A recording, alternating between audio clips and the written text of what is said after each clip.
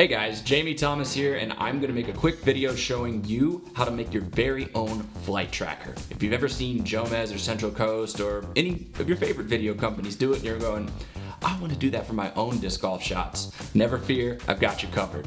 So to start out, here's the programs that you're going to need. Today, we're going to be using the Adobe Creative Cloud Suite. You're going to need Premiere Pro and After Effects. If you don't have these programs or you don't know what these programs do, check YouTube, check Google. You can get a lot of great tutorials on how to use these programs basically, but I'm going to assume that everybody has at least a base level understanding of how to use both of these programs. All right, so let's get right to it. Let's make your very own flight tracker. Hey everybody, now we're here in Premiere Pro and we're going to show you how to do this flight tracker. Okay, first things first, please make sure that all of your Adobe Creative Cloud apps are updated. We're going to be using a process called Dynamic Link that Adobe has. It's a phenomenal piece of code that allows all of the different Creative Cloud apps to talk to one another. So whether you're mastering audio in Audition, whether you are compositing or rotoscoping or doing another kind of effects in After Effects like we will be doing, it basically allows you to go out and do those things in those other programs, bring them back into your timeline here, and export it all out at one time. This is great. I actually have done this here as we look at the original sequence. I've actually done this here with the flight tracker and with mastering this audio through Audition, and I only had to render this out one time. Great piece of software.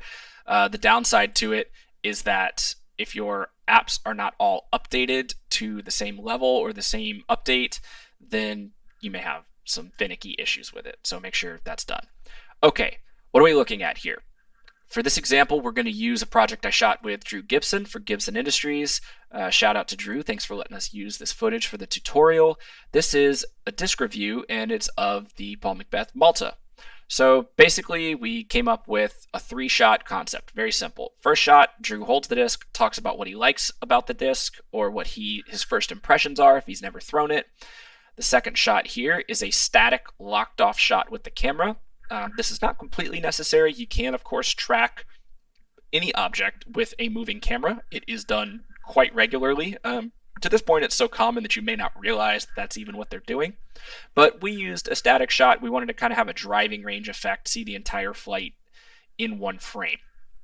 But I bring this up because it doesn't matter. You can do either way. The basic underlying process is still exactly the same thing. And then the third shot here, this is Drew talking about the results of that throw and what he thinks of the disc. So you may notice that these two layers here, we've added a couple other things. That's just this little meter that counts up to a number that I've correlated with the distance that we measured that day. I can do a tutorial on how to make that at another time. If you guys want to see that, leave that in the comments below. But for now, let's start as I was. I made a copy of this and I have taken out the Adobe Dynamic Link, which is this pink clip right here. So this is the original version. This just has the underlying footage, and you can see Drew throws it. There's the disc way back there. Kind of hard to see, right? So we need to make a flight tracker to make that easier on us. What we're going to do, right click, this is super simple. Replace with After Effects composition. When we click that, that is what's going to open up the Dynamic Link process. And I have another monitor off to the left where After Effects is opening. Here it is. It got put on the correct monitor after all. So I am going to call this Test Flight Tracker 2. Yeah, we're just going to replace it. You know, it's not my first time. It's not the first take. It's like trick shot videos. You don't always get it right in the first try. So as you can see here in our project, we have two elements. We have the underlying footage, which After Effects got because we right-clicked on this clip here. And as you can see, even in the copy sequence I made now, it is a pink After Effects Dynamic Link composition, just like this finished one here. All right, so that's telling the program, take that footage, and that's going to be the layer that you have. As you can see, down in our composition, here's the layer. Drew's going to throw the disc. Here is the actual composition as well, here in your project bin. So making a flight tracker involves some very basic built-in software that After Effects already has. So the first thing I'm going to do, I'm just going to scrub and get the disc to where we want to track it from. That's fine, good enough. right there. We are going to use the tracker, which if you don't have this already open, you just go over to Window, Tracker, it's right there. And then we are going to need 2 more layers. That's all we need to make this whole thing work. So right now we are going to make sure we're clicked down here. After Effects, a lot of the times, like if you're clicked on the wrong thing, if you have the wrong thing highlighted, you may not be able to, certain things may be grayed out. So make sure you're clicked in the right place at all times. General After Effects tip. We're going to go to Layer, New, Null Object. That's the first thing we need to make. If you're not familiar with a null object, it's essentially a transparent layer that you can paste data onto. They're very, very useful for a whole host of different things. And in this case, it's what we are going to use to paste the tracking data that we generate from our video layer. So to remind us of that, I'm going to call this our null tracker. Null because it's a null object layer. Tracker because that's where our tracking data is going to be pasted to. All right, so we're going to set that right there. Next, we need to make one more layer. So go back to Layer, New, Solid. I'm going to call this layer, we're going to call it Particles, because that's where the particles are going to be. We're going to use a particle effect to create the line that makes the tail behind the disc. All right, it really does not matter. You can make this any color you want. All that's going to do is just change what the solid color is. Right now, just go over here to the left-hand side, click this eyeball to make that layer invisible. We'll come back to that in a moment. Right now, what we need to do is click on our video layer. All right, and now that we have our tracker window open, we can go up and see there's 4 different types of trackers. There's great YouTube tutorials on what all of these different ones do and how to use them to make different effects. For this purpose, we are going to use Track Motion. All right, so once we click here, you'll notice all of these boxes fill in. Our motion source is the video layer. Make sure that's correct. This is the first tracker we've made inside the composition. So it says tracker 1, and then it says track type. We need transform. Transform, if you're not familiar in Adobe, is generally the term that's used when you want to change the shape or change the XY position of something on screen or on your frame. We don't need parallel corner pin or perspective corner pins. That's for a more advanced type of tracking, and it's going to take in data that's really not necessary, and it's going to take longer to do. So we just need transform. That's good. Position is all we need. We don't need to necessarily worry about rotation. We don't necessarily need to worry about scale. I'm sure you could do it with those on, but again, we're doing the basic version of this here, so you can kind of learn to jazz and improv on your own off of this. Edit target. That's the next thing we got to click. Let me drag this over to this screen. Layer, we need to make sure it's going to the null tracker because that is where we're going to paste the tracking data, not the particles layer. So boom. Once that's there, we are good to go. You can see we have a track point right here. And you'll notice real quick, if you've never used this before, it has a little middle point. It has an inner box and an outer box. This outer box, which you can grab when your arrow cursor turns white, just click and drag and it does it to scale. This is where the tracking algorithm is going to search for a pattern of pixels. What pattern of pixels, you might ask? Well, the pattern of pixels that you define with this inner box. So the computer obviously does not know that this is a disk. It does not know that this is grass or a bush or anything like that. What this tracker is doing is whatever is inside of this inside box, this inner box, it is going to take this as a pattern and try to track this pattern of pixels across the entire frame. This outer box tells the tracker where to search. Where is it allowed to search for this pattern of pixels? Okay. The third piece is this little tracking point here.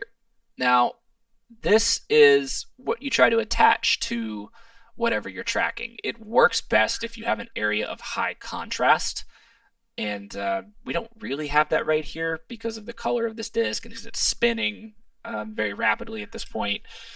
All of that, it's kind of, it's wobbling just a little bit here. So there's not a super high contrast area, and I don't necessarily recommend putting it at the edge because then it might because this edge isn't really clean, it may change. So I'm just trying to put it inside of the color. I try to put it on the back side of the disc from whatever direction the disc is going. So now that we have this and this set, we can do one. I'll teach you one more thing right here. So you can see when this white arrow is clicked and dragged, it kind of creates an equally symmetrical adjustment to this box. What you can do, let's do it in here so you can see it easier. If you move just a little bit over, it becomes a white arrow with a box next to it. See my mouse cursor there? This allows me actually to slide this box around the bounds of the pattern that we're looking for. So because I know that Drew's not going to throw the disc backwards, it's going to go further away from camera, I'm going to put more of this box ahead of the disc. Because remember, this pattern is not going to appear back here unless we're tracking it backwards. So if we track it forwards, the disc is going to go this way. This is the area of the frame that we need to be searching for the disc to move. Okay, so that's the basics on the tracker. You have two options. You can press analyze one frame forward, one frame backwards, or you can try to play until it can't track it anymore. Let's go to options really quick before we get started. What I like to do is go down here and make sure that this box is on stop tracking. This is just my personal thing. When it's on adapt feature and the confidence falls below whatever percent you set at, I just leave it on 80, it works pretty well, then it will try to adjust your tracking shape to find it. That hasn't been very successful for me in terms of tracking discs specifically, so I like to do stop tracking and then I'll just manually adjust it along the way. At the end of the day, it takes me less time. Your mileage may vary. All right, so we don't need to get in the rest of those options right now. This is the level 1 basic how to do a tracker.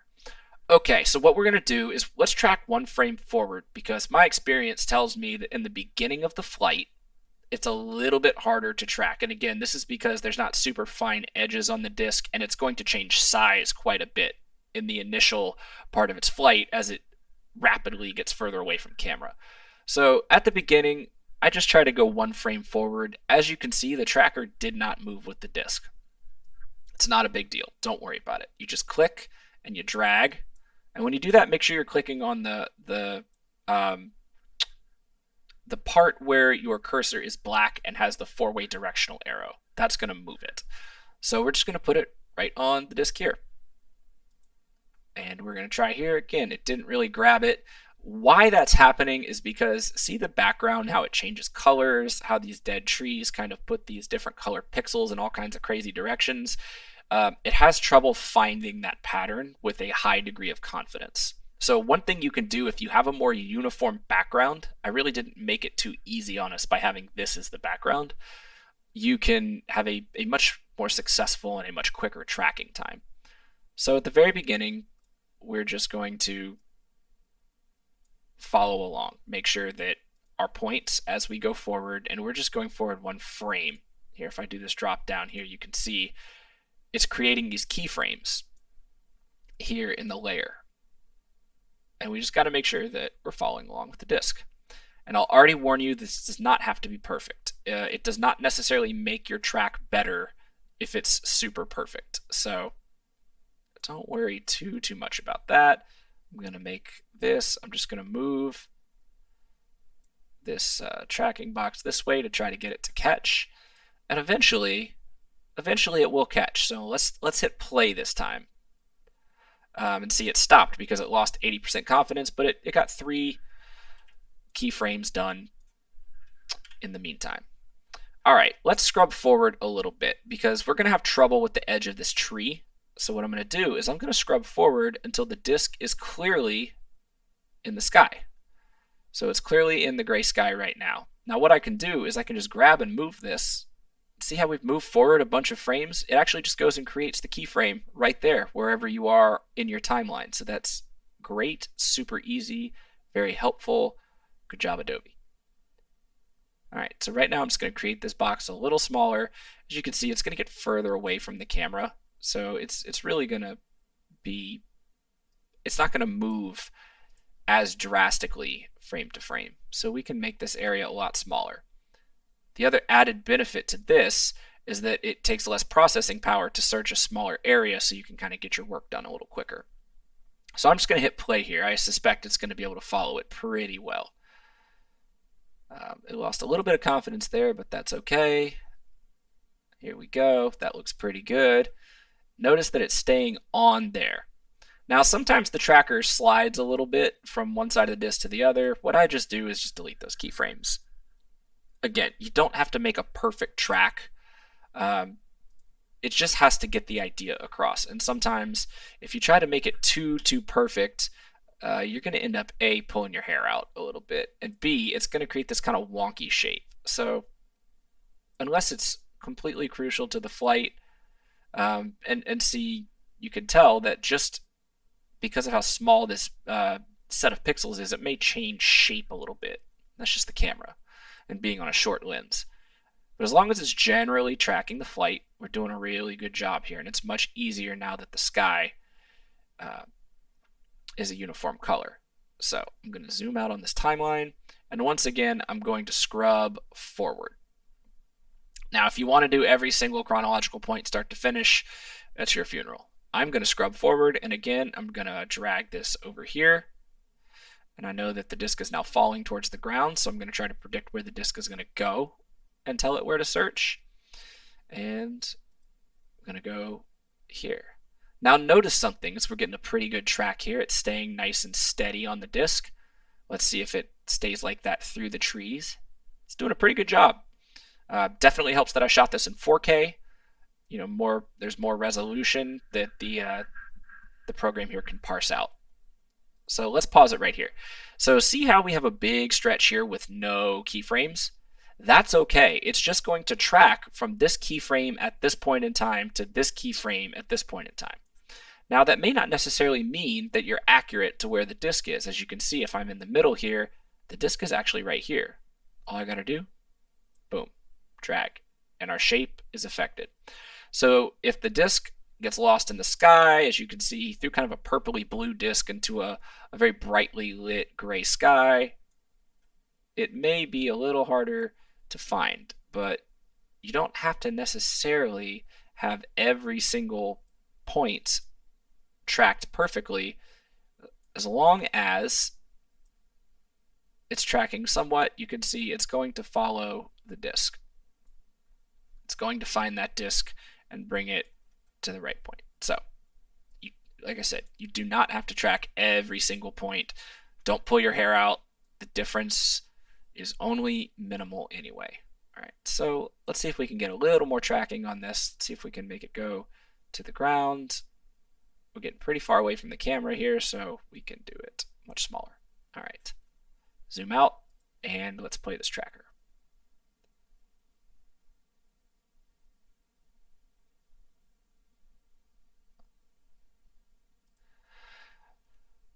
Okay, so you guys get the point. I'm not going to do it all the way to the ground. It's the exact same thing. When it hits the ground, you sometimes have problems there, or these little bushes. I think this is going to get in the way if it tracks over it, or this little log that's lying down. You just kind of help it along and make it pattern, you know, kind of what you want it, where you want it to be at the end of the day.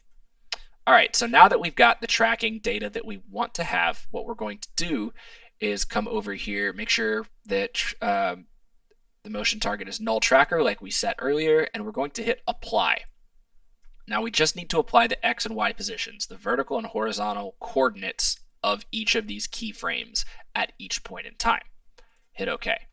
You'll notice here when I click the drop down on null tracker, under transform, the position data for our null tracker, which is this little red box right here that you can see, now follows that disk. Great. So the data is there onto our null tracker. The only thing we have left to do at this point is we have to create that tail. So what we're going to do is come back over to this particles layer that we made earlier. We are going to bring it back into view, no longer make it invisible. And you can either come over here to the effects control panel for the particles layer, or you can go to the effects drop-down menu, making sure that particles is selected, and you can go to simulation, particle systems 2. That's what we're going to click on. Now our solid layer is represented by these particles, And we are going to adjust this, it is really that simple, to make the line that we want. So first thing we're going to do, let's mess with the physics first because it'll give the biggest visual change. The animation that we want for this is going to be a normalized direction. So we're going to change from explosive to direction normalized. You see that already changes things. We're going to change the velocity because we don't need physics to affect on it. We just want a line painted at each position that our keyframe is at. So we're going to put that to 0. Inherent velocity is already 0. Gravity is what's pulling it down towards the bottom of the frame. We change that to 0. It will remove that. Direction, it does not matter how many times 0, it's still 0 degrees, which is great, but just for consistency and extra, we'll just put 0 as well. Particle type line is great. The opacity map we can play with in a little bit, but for right now we're going to put the maximum opacity to 100. We don't need to see through this. And then birth to death is just what colors this is going to become over time, starting with yellow, ending with red at this moment. All right. Then we are going to come up here. Let's go to birth rate at the very top. Let's max this out. I want lots of particles being created so that it essentially forms a solid little line. Longevity, I want it to stay on screen for a while. This is how long before it starts to fade out. So let's put 10 seconds. That's probably the length of this throw, more or less. I want the line to stay on there the entire time so people can see how the disk flies. Now, here's the producer of your particles. I want much smaller than this. This is at a 3. I want to put this at a 0.6, and I want to put this at a 0.4. As you can see, our shape changed right there. So now it's 0.6 pixels wide, probably not pixels, but it's 0.6 whatever scale this is, and then 0.4 tall. You know, frisbees are flat when you throw them, so I want this a little flatter than round. I think it looks a little bit better, but put it to your liking. All right, so now that our null tracker is attached to the disk here, what we need to do is we need to take our particle system and we need to tell it to follow the disk. All right, so right now the null tracker is following the disk because we applied the data, but our particle isn't. What we're going to do is we're going to go down to Effects, and how you do this is you just click this drop down here. If you want, you can just hit E and that will bring up effects. And that's because when you start doing all these drop downs and sub drop downs, sometimes your layers get really, really big. So a great shortcut is just to know what key shortcut you have. If you want to do position, it's P. If you want to do effects, it's E, so that you don't have a huge menu. That's just a little pro move right there. So now we're going to go to producer, position. So in your particle systems, the producer, remember that's how wide it is, how tall it is, and where it is. Those are the 3 things producer is telling you. We're going to grab this pick whip right here. That's this little swirly line, this little swirly, and we're going to drag it. Now, once you click and drag, this pick whip essentially says, hey, this position of the particle effects needs to take its cue from something else, and whatever I release this on is where it's going to take its cue.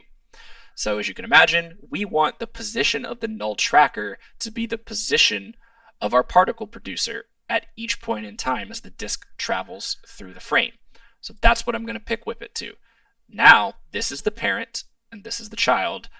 This position tells this position what data it should have, and these are now going to match. So as you can see, now it draws the line behind the disk.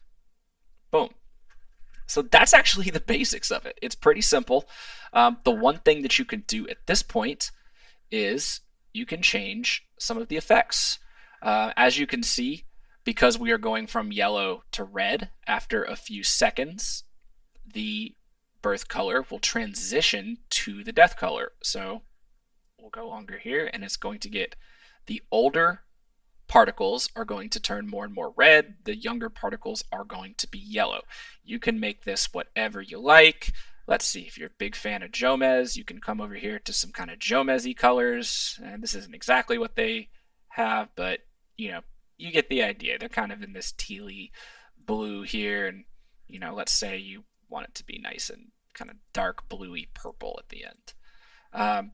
And again, if you remember longevity, this is going to be your control. So let's drag it down. This is how long it stays. And as you can see, as I'm dragging it, now it's at 3.5. So 3.5 seconds ago, this particle towards the beginning was created, and now it's going to die. And if I keep scrolling, you'll see that after 3.5 seconds, the particles start to fade out. You can increase this to your heart's content, and it will be a slower transition from birth color to death color. If you want to change that, you can change a whole bunch of, you can have different things here. You can change how the opacity works. If you want it to be constant, we can change it to constant. And then longevity will simply manage what colors it changes to. As you can see, it does not fade out anymore. So you can have all kinds of fun with this. Make your flight tracker. You can zoom in here and we can check. H is the shortcut on the keyboard to bring up the hand, and then you can drag and find it once you've zoomed in. So we can see, is this tracking our disk? Yeah, it's tracking it pretty well. If you wanted to make something smaller, you can say, let's do 0.3 and 0.2. Now our line is even finer. Another tip that you may want to use is, we can close all these here. Now that we have the tracking data, we're going to go back to the null tracking layer. We can go to Window, Smoother. And as you can see, mine was already up, but I did not see it. So let's bring it back. There's Smoother right here. All right, so when you do the null tracker,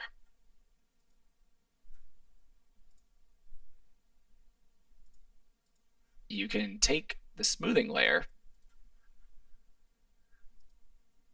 There we go. You have to be clicked on position so that all your keyframes are highlighted. Again, I still make these mistakes too in After Effects. I'm not an expert. But the spatial path, which is what these keyframes are tracking, and you can change the tolerance on it. So the more you do this, the more it will affect. I think probably a 3 or 4 will be pretty good. Let's do 4, and we can apply. And as you can see, it actually takes out a bunch of the keyframes. So remember when I said you don't have to have a perfect track?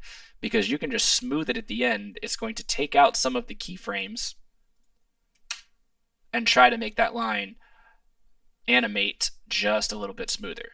So again, your mileage may vary on this thing. It's going to depend a lot on what your shot looks like, what your background looks like, all that kind of stuff.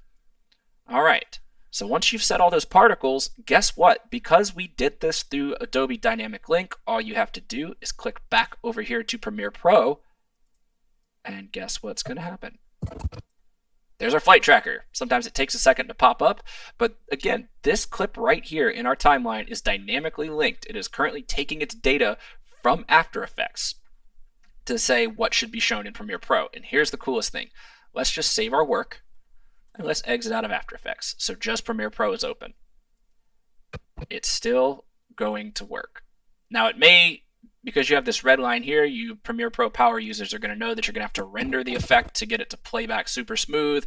Depending on your machine specs, it may or may not. My machine's pretty good, so it does play back well, but you may have to render this as well. One more tip, if you're not working with the newest and greatest and latest computer, if you love the way your flight tracker is, let's say this is absolutely perfect and we don't want to change it, but I'm having trouble playing it back so I can't edit the rest of my clip. I can go to right click here, I can render and replace, and once I render and replace it, let's just put it right back there.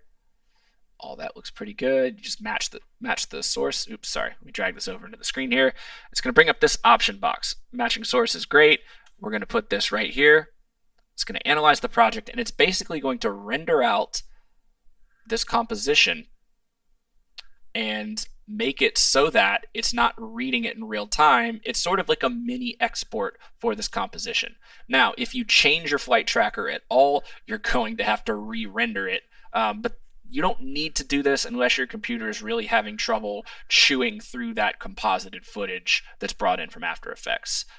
My computer's pretty good, so we don't need to do that. Don't worry about that message. But that's basically it.